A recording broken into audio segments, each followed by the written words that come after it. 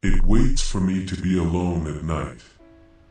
Mom works night shifts sometimes, and I guess the monster watches her leave before he gets ready to go into my room. It always smells just like the trash can in the kitchen, and he makes sounds like burps when he walks, like it's filled with gas from something getting bad. The first time it came into my room, I pretended I was asleep, but I could feel it watching me from the door, breathing heavily. I thought of looking at it, but something made me very scared and I kept still under the covers, hoping it would go away soon, and it did, just like it was just scanning the room. It came a few more times just to watch me. Its presence suffocated me like a bad air closing my lungs, and I grew more and more nervous every time, like I knew it would come closer eventually. During the day, the monster isn't anywhere the house. I kept checking, waiting for it to jump out of a corner, but it was peaceful. I took it as it only existed when it was dark outside.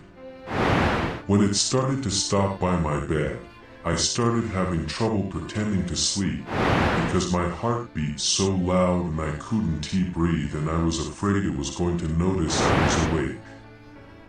The first time it touched me, I had to keep strong so I wouldn't cry. I felt its hand slowly sliding over my back, and I could feel its skin thick as leather even through my pajamas.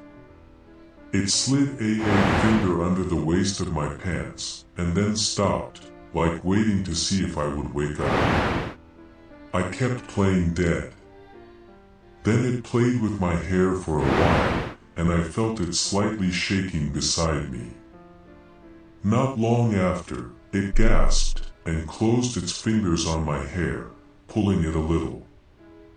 I had to be strong and not gasp too. It left after. It happened almost the same way a couple more times. It ran its fingers over me, shaking, gasped and left. Then it laid down behind me for the first time. It kept still for a moment, then I felt its body a little over mine, the cracked skin of his hand sliding harshly against my shoulder and arm. It breathed heavily, its bad breath almost making me throw up.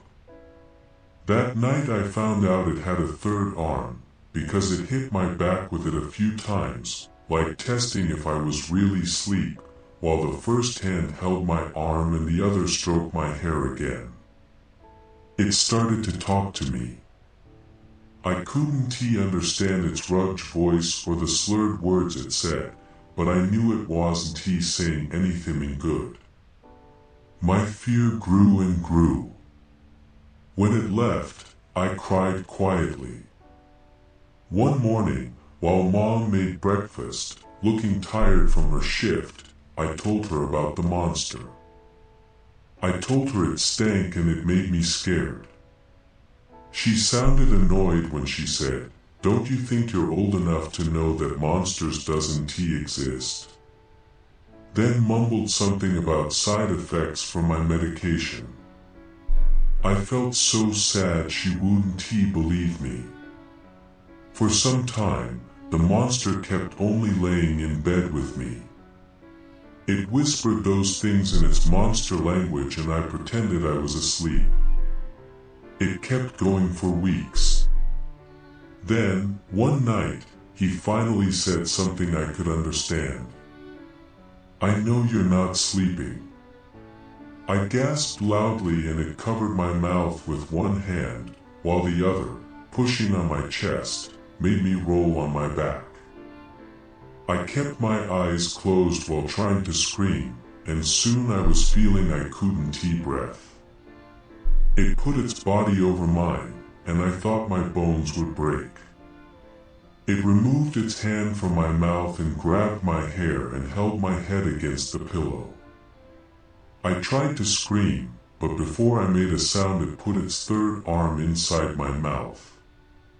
It was rough and slimy, and kept moving over my tongue and teeth like searching for something. I gagged and tried to scratch its arms, as I couldn't move my legs. It said something in its monster language, but all I took from it was anger.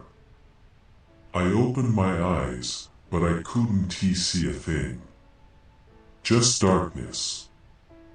I only hoped for a second I would be able to see the monster and prove it was real. But I could only feel and smell it.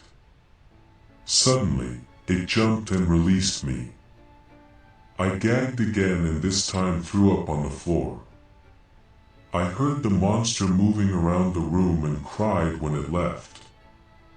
The next night, when Mom tucked me into bed, I begged her to lock the door, and she almost screamed.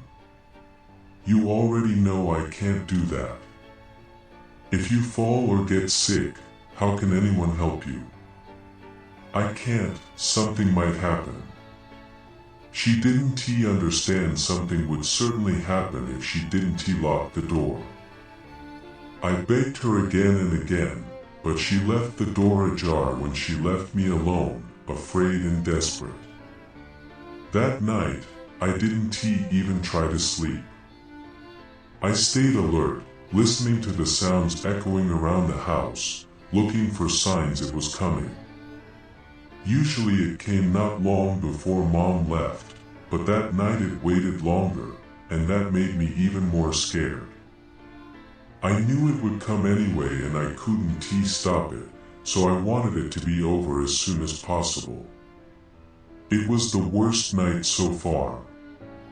When it came, whispering those monster words, it laid over my body and ran its smelly mouth over my face and chest. Its teeth bit my skin lightly, and I could feel the sharp ends leaving that awful smell all over me. When I tried to scream, it put its rough fingers inside my mouth, making me gag. It was too long before I realized fighting and screaming was useless. That monster, whose face I can't see, is way stronger than me, and nobody will come to help me against something invisible to me. I tried telling Mom again and again, but she kept telling me to stop making stories. I told her about the bad smell, which I noticed is a worse version of what my mother smells like when she drinks from cans. She says I can't drink from dash, about the 3 arms and how they hurt me when it gets them inside me. One morning, she had enough of it and beat me a lot. I've never told her anything again. Tonight, as I hear her leave in her car, I know the monster will come again. But tonight I want to make it go away, so, while my mother took the plates off the table after dinner, I hid a knife under my sweater. I'm ready to defend myself this time. I hear it moving downstairs, and it seems to be walking around the kitchen. I hear it dumping something like a tin in the trash can. I hear it mumbling to itself in that awkward language. Then I hear it coming upstairs. But this time I'm ready.